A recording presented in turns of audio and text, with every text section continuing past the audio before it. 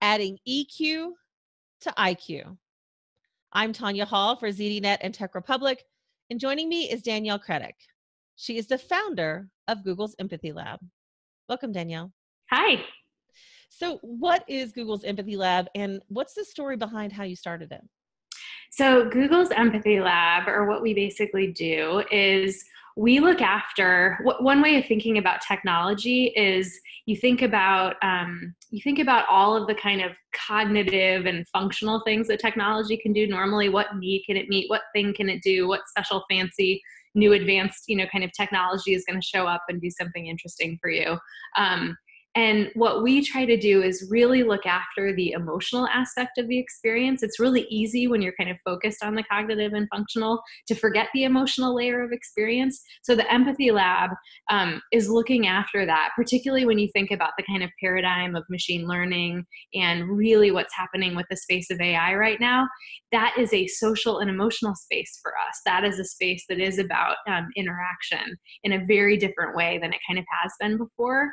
And so what we're looking after is kind of all of that, really the EQ layer of that IQ experience. When empathy finally arrives to the Internet of Things, robots, or artificial intelligence, what will it look and sound like? I mean, my references for this are films like E.T., are films like Close Encounters of the Third Kind, even Arrival. And I think what's interesting is you look at the fiction of the science, almost the stories that remind us of the things that we already know.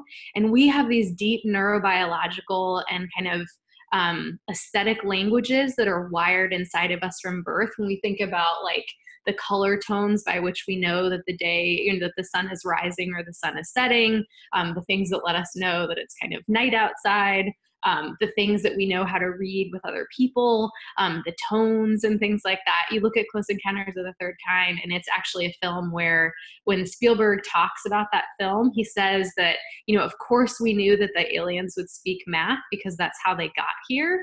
But in order for them to speak to humans who are emotional creatures, light and music were the things that were going to connect with us on that deeper level of resonance. So when I think about what it means for technology to avail itself of a level of intuitiveness, that really, back in like 1984, I think of the original kind of Apple ad and how it talked about computers that work the way that we do rather than the other way around. What if these kind of bright machines actually could learn and listen and attend to us in a more attuned way, is the way that I think about it.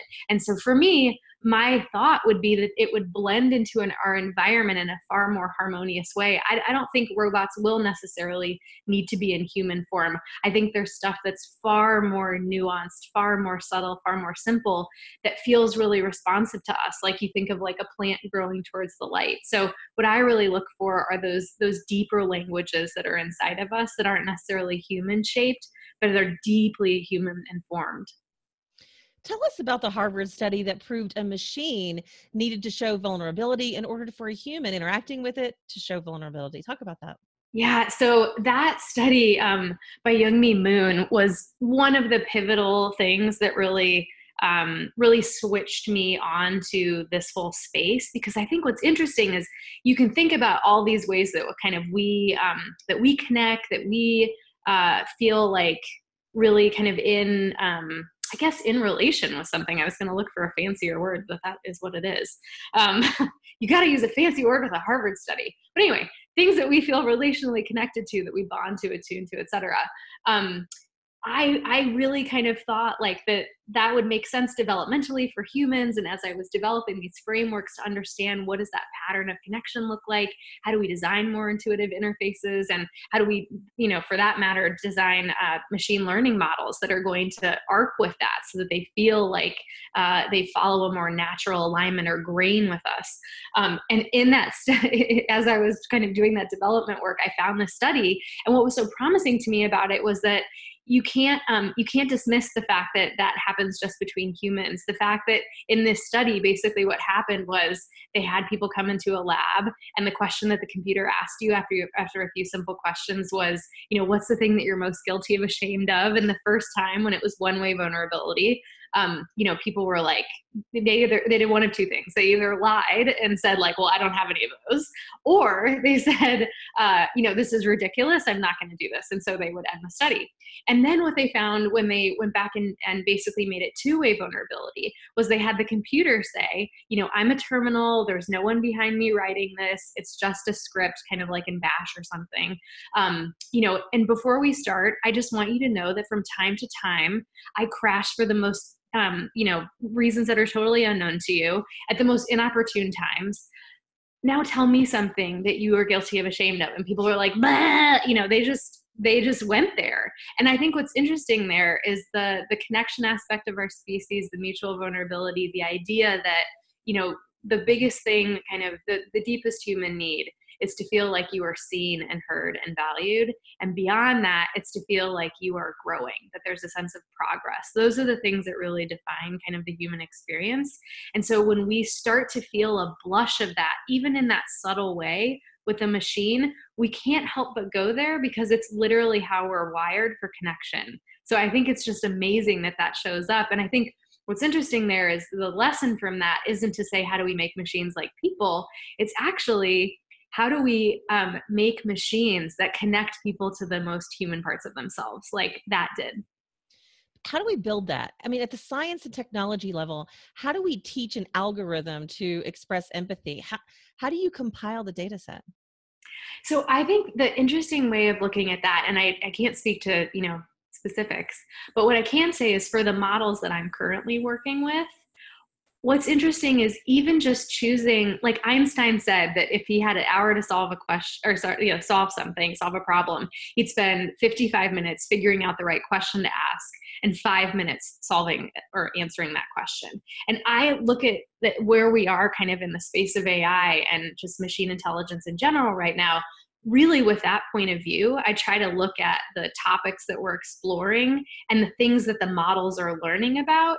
And I make sure that the way that they're learning or the thing that they're focusing on is aligned with human values. Because I think the idea that we are value aligned, when you look at psychology and behavioral interventions, when you look at creative acts, the value alignment is the thing that really resonates with people. And again, looking after that emotional layer, it's all about value alignment. So when you look at a model and you're training it against specific kind of specific tasks, looking at the margins of uncertainty and really inquiring into those, not just in a responsible or ethical matter, or in an ethical kind of way, but actually looking after it kind of creatively. Like I joke that my fantasy is to be like the Montessori teacher of machines, like while people are training them to do the math and scientific things that are like how they're going to do their jobs. I'm like, well, I want to help teach them kind of honesty and kindness and fairness and what it means to really look after kind of the care of a person that they're doing something with or for.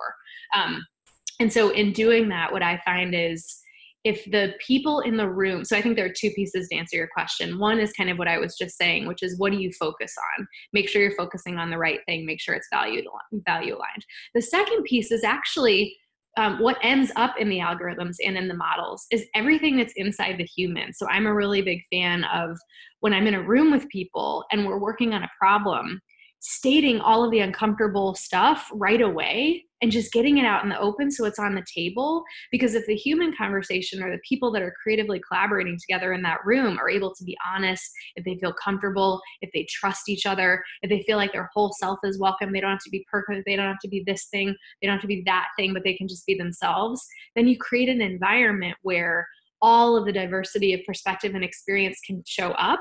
And when you do that in a room, it ends up in the algorithm. So I'm a big believer in like supporting the people that way too. Will machines ever pass the empathy Turing test, or will humans always know that machines don't really feel, that it's just programming? Oh my goodness, isn't that the question? I have a couple different minds on this. One is, based on what I know now, but I'll never say never, particularly because there are so many incredibly gifted people on this earth doing amazing things. So I will never say never. But I will say that I think it would be quite a long time, and I don't see it on the horizon, where a machine would actually feel. I don't think that, and my definition of empathy is the idea that you can sit with someone in presence and say, I know the feeling you're having. I have felt that too. I like, me too, basically. It's like, I feel you, I'm in it with you, like, I got it, I've been there. And so that I don't think is possible. But in terms of machines being deeply attuned, in terms of them being empathic, I do believe that's possible, because I think when we think about the biological origins of empathy for us, a lot of it is being in physical synchrony, is being in connection, is being in that attunement that I keep mentioning. And really, that's about noticing. And when you think about what's beginning to happen with kind of all of the continuous awareness and what's possible now with kind of neural nets and that level of processing that we're now hitting, it's possible to have a deep and a sweet and a more granular noticing than we've had before. So I think empathic and attuned, yes. And then I think the greatest thing that I like to talk about in terms of the potential of this space is that what is definitely possible right now is an empathic leap. So I talk about AlphaGo, and how what made me like cry like the super nerd that I am in that film was when you see these two players, one man, one machine, Lee Sedol sitting there and saying, I thought that this was just an algorithm, but I realized that it's actually quite creative, because the move 37 that it made in that game that flipped things was actually one that no human would play, because it's seen as a rookie move. So the idea that Lee could see the game differently because of this other player that happened to be a machine, the idea that you can see the world anew through the eyes of another, I also think that's empathy. That's certainly available right now, but I'm kind of calling that like an empathic leap, because it feels like it credits the machine with all of the beauty and power of what it is, kind of honestly, like Pixar style Truth and Materials, but also the human ability to take that and carry that into our own experience. So I feel like the balance there feels like lovely. What milestones do you think you'll achieve in 2019? In 2019, within the walls of Google or publicly? No one's listening. No. Yeah. Tell me what you think that you could achieve that you can share, of course. Yeah. So I think 2019 for me, and I'll speak for myself personally and for the Empathy Lab, is a year of we're connecting with a lot of teams across the Research and Machine Intelligence org, which is known externally as Google AI. And I think there are so many ambitious things that are happening, and so many great kind of leaps were made this year. But what we're really working on is attending to that deeper emotional layer across everything that's happening. So this for me is a year where I would say I'm in the cave. I am in the algorithmic cave with people. I am kind of like deep in the machine teaching. And the hope would be that, in the years to come, that you'll really start to see that kind of blossom out into the world, and that things will begin to feel a little different. Because I think what we see is that technology is always evolving and unfolding in a curve that carries a lot of delight, but also can carry a lot of surprise, and not always in positive ways.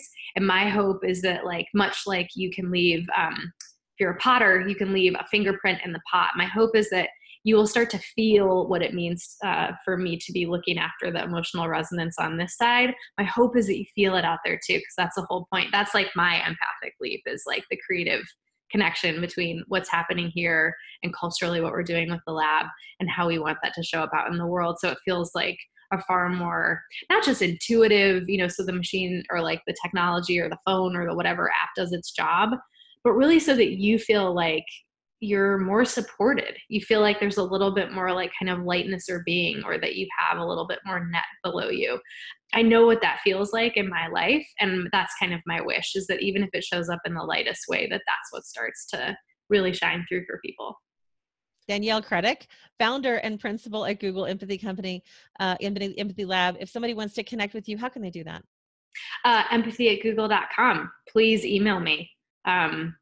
That is probably the fastest way. Love to hear from anybody. Sounds good. If you guys want to find me, you can find me on ZDNet or Tech Republic, or go to my website, tonyahall.net. Thanks for watching.